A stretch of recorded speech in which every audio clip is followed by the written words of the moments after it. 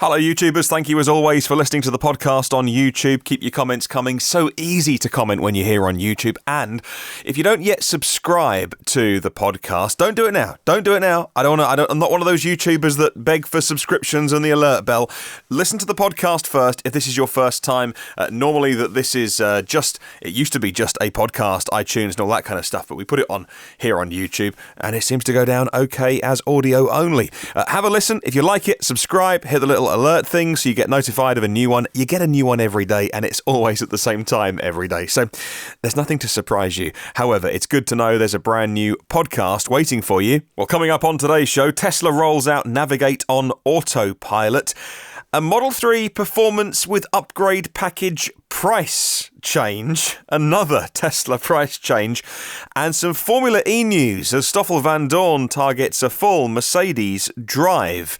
Well, good morning, good afternoon and good evening, wherever you are in the world. Welcome to EV News Daily. It's Sunday, 28th of October 2018. It's Martin Lee here, and I've been through every EV story I can find today, so you don't have to. Your answers to this week's question of the week coming up at the end of the news, and we'll set a brand new question for you to answer. Thank you to myev.com for helping make this show. The amount of cars that you can see online to buy and you can sell on there as well just gets bigger and bigger every time I check it out. myev.com, North America only for now. And if you want to check out the only place that's worth buying, selling, learning and researching about EVs, go and have a little look over there. Huge news about something that every Tesla fan, every EV person that's interested has been looking forward to when Tesla finally rolls out Navigate on Autopilot. It's another step closer to full autonomy, and it's a really big step. That's why I've put it first in the news today. Whilst Tesla's Autopilot has so far been designed to keep the car on a set path, following the road and its curves, the company now offers a system for the car to boldly go on new routes, reports Anti at Autoblog. Well, Tesla's rolling out Navigate on Autopilot, which it calls an active guidance feature. The system combines nav and autopilot functions, and as a result, it now guides the car into the directions that it gives. The car can do off-ramps, complete lane changes, and choose the right highway interchange and exit. Now, at first, the feature does require drivers to confirm the lane change, the suggested lane change, by using the turning stalk. Tesla does say the future versions will feature this without any confirmation. I would add, obviously, maybe not obviously, but I would add US customers only, and you have to own a Tesla with enhanced autopilot or full self-driving. Well, Tesla themselves said this, and I quote, "Today in the US, we are beginning to roll out our most advanced autopilot feature ever, Navigate on Autopilot. Since introducing software version 9, Tesla owners with enhanced autopilots have driven tens of millions of miles. To support the validation of Navigate on Autopilot, allowing us to collect performance and safety data at scale based on real-world driving." I'll just jump in here, and that is the big advantage that Tesla has. Everyone says, look, when these other automakers finally put their mind to it, they're going to be Tesla killers, and they'll be able to make great cars. Well, that bit I don't disagree with. I know that the Mercedes EQC is going to be beautiful. The Audi e-tron is gorgeous. Oh, by the way, there's a new Tesla Bjorn. If you don't follow him on YouTube, Bjorn Nyland, it makes brilliant YouTube videos, and he's had a good old sniff around the Audi e-tron. Not driving it, but a great video if you're into the kind of super in-depth stuff. And the Jaguar I-Pace. Look, they're all great cars, but people sometimes forget Tesla is recording all of your miles, and I'm sure in accordance with all of the correct privacy laws around the world. But whether you are using autopilot or not, whether you are using some of those self-driving features or not, whatever you're doing in your Tesla, those miles and actions, every one of them is being logged and uploaded to Tesla. I don't know if you can opt out. Can you opt out of that? Because I don't own a Tesla myself, I've never been through the setup process, but I presume most things you can opt out of submitting data. But look, either way, they're collecting a ton of data, and it puts them at such an advantage going forward. Well, I go back to Tesla's statement. They said that whilst initially the feature will require drivers to confirm lane changes using the turn stalk before the car moves into the adjacent lane, future versions of Navigate on Autopilot will allow customers to waive the confirmation requirement if they choose to.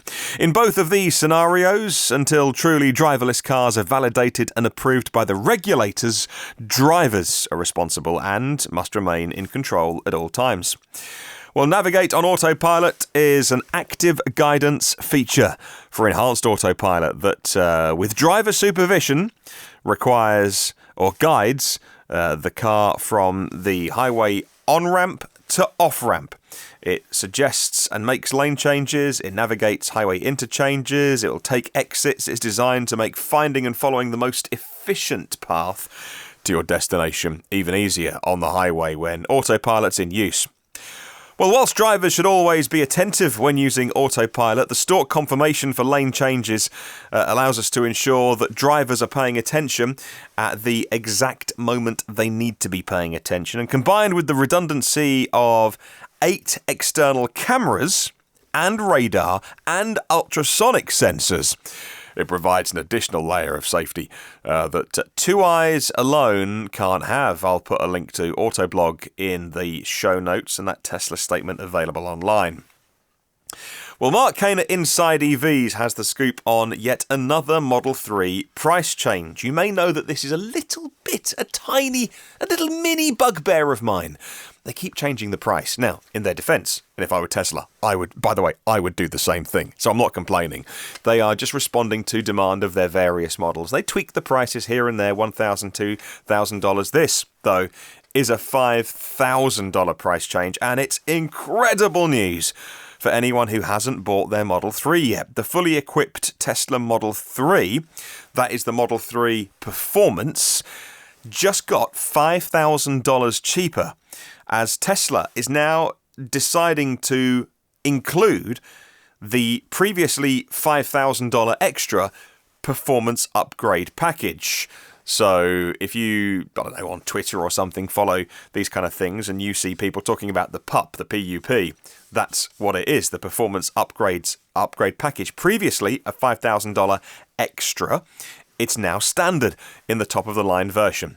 The base price starts at $64,000 as it did before, but that's a far more attractive price than $69,000 after you tick the box for the PUP.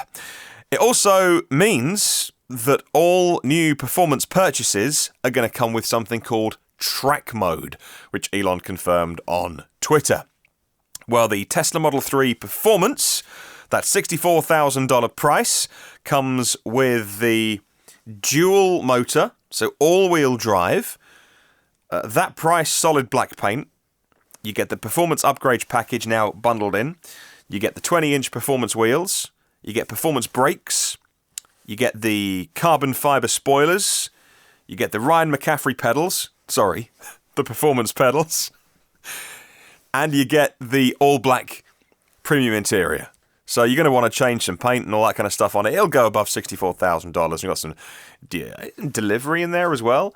I'm not sure exact prices for US delivery. However, it's incredible news for anyone who hasn't bought their Model 3 yet. If you were an early adopter, I believe that Elon's already been on Twitter to say, look, we know that you've paid $5,000 more for something that is now bundled in, but we'll make it right. So I think Elon's talking about extending free supercharging for life, unlimited free supercharging for life, which if you own your car for a long period of time, if you do supercharge a lot, that's a big thing to have. But I imagine some people who don't need it might still be kicking off. But look, it's difficult because I don't own one. And it's difficult if you're $5,000 out of pocket and you could now have bought your car cheaper. But there's kind of an early adopter thing going on here, isn't there? I mean, if you jump first, then you get all the thrill of being first, but you knew it was going to get cheaper at some point. I mean, the iPhones that were on sale last year are cheaper now, so if you want the bleeding edge of technology, you end up paying more. Everyone knows that. It's still a lot of money, isn't it? $5,000. But anyway, I won't get into that too much. Well, a bit of Formula E news, and this weekend is a Formula One weekend with the Mexican Grand Prix. Stoffel Vandoorne, when he leaves McLaren, will be moving to Formula E. Another driver moving to Formula E. I'm not going to be surprised if we see Fernando Alonso. Not this season, because its season kicks off in December, but I think next year, I wouldn't be surprised to see Fernando Alonso. He's leaving Formula One. And I wouldn't be surprised to see him in Formula E because the cars are quick for these new generation cars. He says that this is Stoffel Vandoorne, a 2019-20 Mercedes Formula E drive is his target. He's going to aim to secure that during his first season racing in Formula E with the manufacturer's HWA affiliate. So Mercedes are affiliated with HWA. It's not a full manufacturer team, if you like. According to Alex, who writes for motorsport.com, the always brilliant motorsport.com, HWA has entered Formula E as a customer Venturi outfit for Season 5, which starts in December. Stoffel Vandoorne makes his debut after losing his McLaren Formula 1 drive. Mercedes will take HWA's slot on the grid next season. And it's Vandoorne's aim, who just completed the first 2 days of pre-season testing in Valencia, to have a full race seat with a full manufacturer team. I'll put a full link to motorsport.com in the show notes if you want to read more about Formula E. And 2 more stories to go. BMW Group's Dingolfing, I hope I said that correctly, plant in Germany. Dingolfing? Either. Will supply the batteries for the all-electric Mini, which is being built here in the UK. It's going to be built late 2019, is the latest information I can get. When I was at the Goodwood Festival of Speed earlier this year, and I was chatting to the people on the Mini stand, they really didn't want to talk about the Mini Electric. They kept talking about lots of other things, but when I brought them back to, the Mini Electric, whether these were full-time staff or promo people, I don't know, they were like, yeah, but that's a long, long way off, so don't worry about it. I didn't tell them that I was the podcast and stuff. I was just chit-chatting.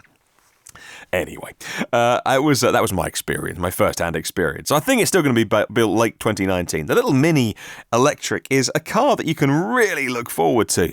The fossil versions of it sell really well for BMW. Well, the batteries for the vehicle are going to come from the new battery production facility in Dingolfing? Yeah. The electric motors from the neighbouring BMW Group plant in Landshut. According to Green Car Congress, BMW Group's Dingolfing plant is preparing for the high demand for electric drives in the future and investing in extensive conversion and expansion work for the purpose. Well, for the battery production of the all-electric Mini, a medium double-digit million euro amount is as specific as they are getting. They are using that in terms of building out the plants on an area of 6,000 square metres, a production facility for battery modules and battery assemblies built in the western part of the plants. Currently, the first systems are being constructed and they're being tested. I'll put a link to that Green Car Congress article in the show notes. And the final story today comes from Mercedes, and their Smart sub-brand is living on borrowed time. A sub-A-class small star Mercedes is taking shape. Smart is in the process of going 100% electric all around the world. If you buy a smart car in the future, it will be a smart EV. And in some parts of the world, that's already the case. But this doesn't mean that they have a future. Quite the contrary. According to various sources, Renault is going to pull out once the 4.4/Twingo reaches the end of its cycle. Mercedes is not interested in keeping the smart car brand going all by itself, according to this rumour. And whether Geely may want to jump in and lift the business case to a more profitable new level remains to be seen. This is a story. This is the rumour mill going around at Automobile Mag. The board needs to come to a conclusion by 2021, in 3 years, and it must sign off the next generation of A-Class, which will arrive in 2025. I'll put a link to that rumour mill article in the show notes. Let's get on to your bit of the show. This is Question of the Week, and we were asking you on the previous Question of the Week what you thought was lacking with EVs. You can't say range. That was the rules. You can't say range because everyone says range. Apart from that, what do you think is lacking? In other words, why aren't we all driving EVs? Thank you very much to all of the question of the week answers that have come in. Tons and tons of them that I'm not going to get a chance to go through all of them this week. But I will try and keep the podcast to 25 minutes today. This first answer comes from Brizzy, from Brisbane, Australia, from David Nye. Says, what's lacking? Well, in Australia, nearly everything. Variety, for a start, won't get the Kia e-Niro until 2020. Incentives, well, there are none. Charge points, very few and far between, and dealerships that want to sell you one. Most of them know nothing about EVs, or they don't want to learn. They know they're going to be making far less money servicing them, so why bother? We are bashing our heads against the wall. Here in Australia, says David Nye. Thank you very much. Carl Kramer says, what is lacking besides range? A place to charge, in his point of view. There are so few, and half of them are broken when you do find them. There's a serious lack of them for apartments or condos, says Carl. I completely agree with you. Although many people have a place to charge their car in their driveway, their garage, near their house. So many people don't. It's one of the things we really have got to prioritise fixing. Hello, Ron. Ron Kerensky, or Kerensky. Ron is someone who I follow a lot on Twitter, and he says that what's lacking is government support. If the major governments would remove all the incentives and the subsidies regarding personal transportation, people would quickly move out of their ICE cars. Even the worst EV choices are more attractive than ICE cars because the average person just can't sense it due to all the subsidies that go to the fossil industry. Yeah, completely agree. Andre Guild Acosta says, what's lacking? Education and cost. And the two go hand in hand, he says, really. Once people are educated regarding the lower running and maintenance costs and do some basic maths regarding the range and their daily commute, the sticker shock goes away, especially when you take into account the rise in price of fossil fuels. Plus, it really helps if a prospective EV buyer can do a long test drive.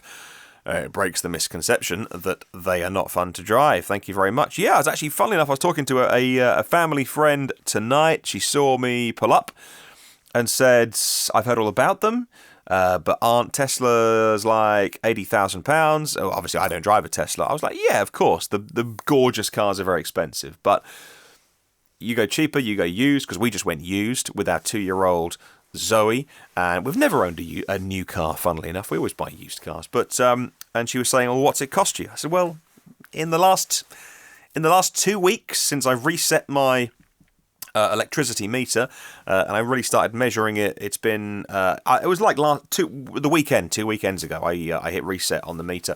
Well, in the last 2 weeks, about £8, which is like $10, I suppose, and we've used the car every day.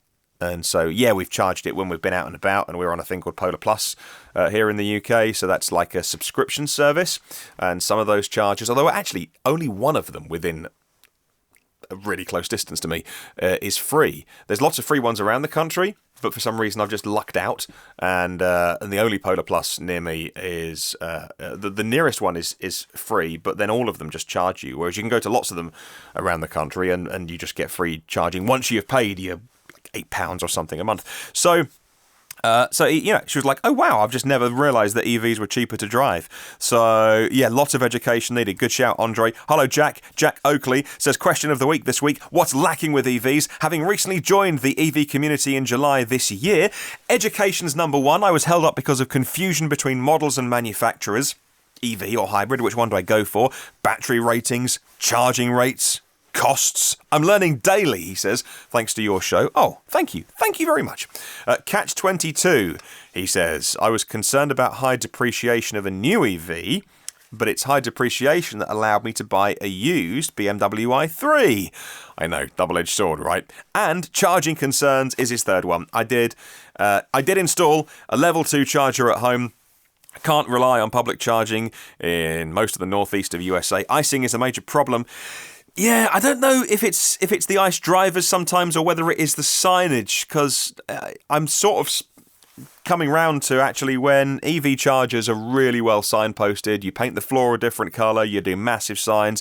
It's only your grade A-hole who still drives their fossil into it. I think lots of fossil drivers just see a parking space and they're just in their own world and just don't even realise because they're not looking out for it. They just don't see it. You know, like when you buy a car and you're so proud because you've got that car and you drive home and it's all new and you're so excited, and then you see like 12 of them and you're like, when did everybody else buy one of these? It's that theory of you only notice what you're looking out for. It's a like psychology thing going on there. But I think it's like if people aren't looking for chargers, they just don't see them. If they're looking for a space, they just see the space. Anyway. Hello to Andrew. Andrew Jacobs says, what's lacking? What's stopping me? Well, it was price. As soon as I could afford a second-hand 24 kilowatt-hour Leaf, I jumped in. I've always wanted an electric car. I have no regrets, even with the limited range and the lack of charging infrastructure here in Australia. I love driving the cars. Thank you very, very much. Right, Guy Bates says, what is lacking? I rent and I often change location. I would like to convert to EV, but I can't be sure that charging won't be a hindrance. I used to work at a business park with no charging infrastructure. If I still worked there, that's where a charging method would have allowed me to charge. Longest journey distances only exceed 100 and 150 miles once per year for him, but now I work in London. Travel is really limited to journeys less than 50 miles once a week and 10 to 20 miles daily. Without home charging, destination charging would solve it all, is his theory. Hello to Dave Dugdale. What's lacking? Fast charging is lacking, in his opinion. I don't have an EV yet, but I plan on getting a Model Y when it comes out. Perhaps by then, cars will be able to charge faster, maybe even 10 minutes or less. Great show, says Dave. Keep it going. I'm trying really hard. Hello to Mark Garnett, good friend of the podcast. Mark Garnett says it's a mix of ignorance and misinformation. Education helps with YouTube channels like Fully Charged, other owners talking to people, and he says indeed this podcast. If you want a single reason, lack of availability. Pretty much every new EV not available to buy. He says, I think you said the Zoe's the exception. Well, yeah, if you want a brand new Renault Zoe right now, then yeah, you can get hold of one. Some of the dealers that put in orders because they know they can sell them, so that they have them. Like our friend Will Adams, if you're listening in the UK, by the way, and you want a brand new Renault Zoe, Will, who is in Morecambe, the northwest of the country, and so he works at DSG, if you want to do a little Google, and I was chatting to him, and he says he's always got brand new Zoes on order, because he knows when they arrive, he'll sell them. So sometimes he orders them specifically for buyers. Other times he'll just order a car in a specification that he thinks somebody will like, because by the time it's built in the factory and it gets to him, he knows he can sell it. So, and he has cancellations as well. So, you can get Zoes, but you're right. Every other car, I think, Mark, I mean, you're bang on. Actually, it's long waiting lists. Jerry Allison says, what's lacking? A huge number of people have no idea what EV offers. My opinion that most drivers lack sufficient education. Hello to Matt Gruby, very good friend of this podcast. Matt says, what's lacking? There's very little in the people mover or minibus class. Mercedes, VW, Hyundai all have great fossil people movers. And if they were serious about EVs, they would do people movers with EVs. There would be a great global market for a 6 to 12 seat EV. For airport transfer companies, they need 300 kilometres range. I know you said you don't mention range, he said, but in Australia it's a big issue. It's electric miles that count the most. You know what, Matt, you're so right, because you know, what's better to electrify first? Is it a domestic car that does 5,000 Ks a year, 10,000 Ks a year, or is it a working vehicle that'll easily do 100,000 Ks a year, just spewing out fossil fumes? You're so right. It'd be amazing to have a proper people carrier EV. There is the Nissan ENV 200, 40 kilowatt hour battery on that, so yeah, it's going to fall short of your 300k range. And it's, you know, either in van format or they put lots of seats in there. I don't know if it would do your airport transfers. It wouldn't quite do that range, but it would do good range. And I follow lots of people on Twitter with their ENV 200s, and they all seem to be raving fans. Tony Goodwin says, what's lacking in EVs? Charging networks. I can go to any service station and fill up the fossil with credit card or cash, but in my EV, I need apps and payment methods. Why? I realised this sort of problem was being addressed by the people on last Saturday's podcast. Yes, it was. Every Saturday, we try try, apart from when I was on holiday earlier this year, we tried to do a Saturday special. Yesterday's, if you haven't heard it, if you're listening to this at the beginning of the week, download, if you want to, I would invite you to download Saturday's podcast with a founder of an EV charging company called EO Charging, and you can hear what that experience has been like over the last 3 or 4 years trying to start up a brand new company, go toe-to-toe with the big boys. And the week before, it was a double special on Saturday where we were talking to our guests, one of them from Hubject, a company that you probably have heard of, and the other company was called Recharge, and they are trying to solve this problem of charging with RFID cards and tags and things. And so their solution is you just pull up, you plug in, the car identifies who you are, the charger, the billing. It's like buying an app from the App Store on your phone. Then at the end of the month, you get a bill.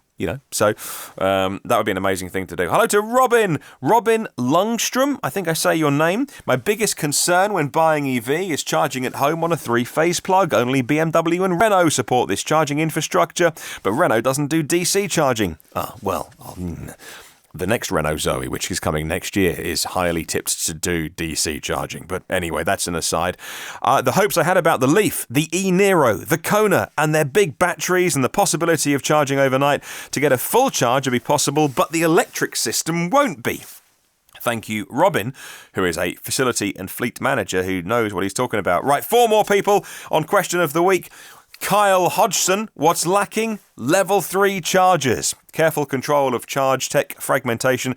People's eyes glaze over when I talk about superchargers or CHAdeMO or Combo, CCS. Dan Herscher says, to paraphrase my wife when we started looking for a used pure EV, why are they so ugly?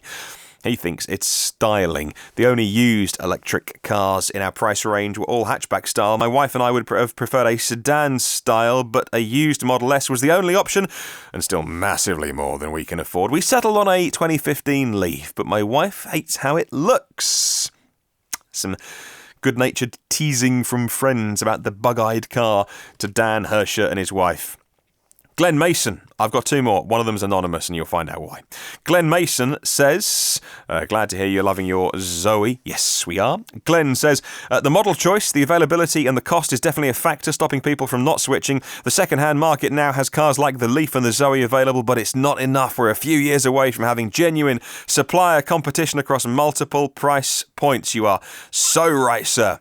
And the final one I'll do is an anonymous email. Well, I know who it's from, but this person said, would you mind if you possibly didn't, anyway, as you'll find out, because this is an email which is all about perceptions from people working in the industry. Now, this anonymous emailer, and I won't say their name, says that one of their very good friends works in senior management for the National Grid, and despite having been a professional for their whole career in that field, this person still talks about EVs as not practical, range limited, they take ages to charge, there's nowhere to charge them. Besides the fact that nowadays electric cars have sufficient range, this friend of the person that emailed me doesn't grasp the behaviour change that happens when you go EV.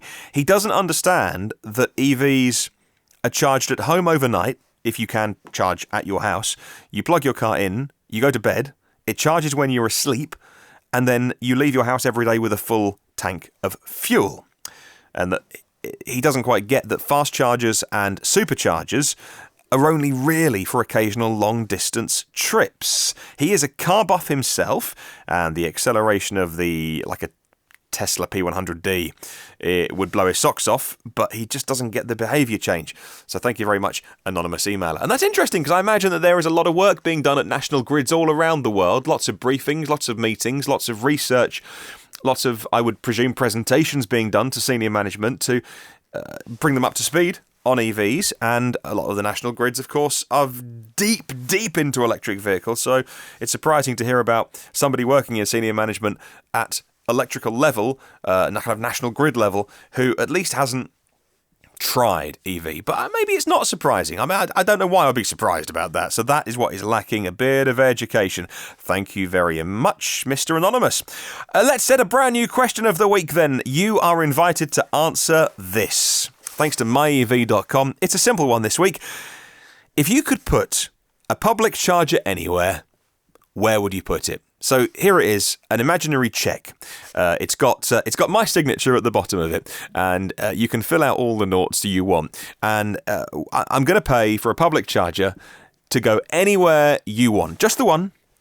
If I did that, where would you put it? Would it be a supermarket? Would it be the gym? Would it be work? Would it be a gas station, a petrol station? Where would you put, level 2, level 3, whatever you want, where would you put a public charger if it was your decision today? Let me know, and I want to know examples from your life, whether you're an EV owner or EV curious, or whether you're thinking about where it would fit into your life. Let me know, hypothetical or not, where would you put this charger? So you can email the show. My email address is hello@evnewsdaily.com. That's hello@evnewsdaily.com. You can use the YouTube comments, the Facebook comments. There's a feedback form on my blog, evnewsdaily.com, and you can get hold of me that way. 107 people bring this show to you. They are what we call patrons on patreon.com/evnewsdaily. That's patreon.com/evnewsdaily. If you would like to be one of those names that we read out every single Saturday and thank our executive producers and above, I would love to be reading out your name on future podcasts. If you can help fight the fossils, it starts, if you want to chip in, like $5 a month. That's just a posh coffee. For $10 a month or more to be an executive producer of the show, that's just a really fancy coffee. And like one of those a month can go towards bringing this kind of information to thousands of people around the world. Thank you very much. If you do support us already, it's very much appreciated. There are 278 previous episodes of this podcast. Wow, where's the time gone? They're online for free on all the usual places you get podcasts. If you could leave a little review online, maybe a star rating, it would mean so much to me, because, that's how people spread the word, like the algorithms and stuff, what gets recommended to people. That's just the way that all these things work. And if you can leave a little review and a rating, it would just mean so much to me. Thank you so much for hanging out on the socials as well, on Facebook, LinkedIn and Twitter. Have a wonderful day. I'll catch you for a brand new week tomorrow.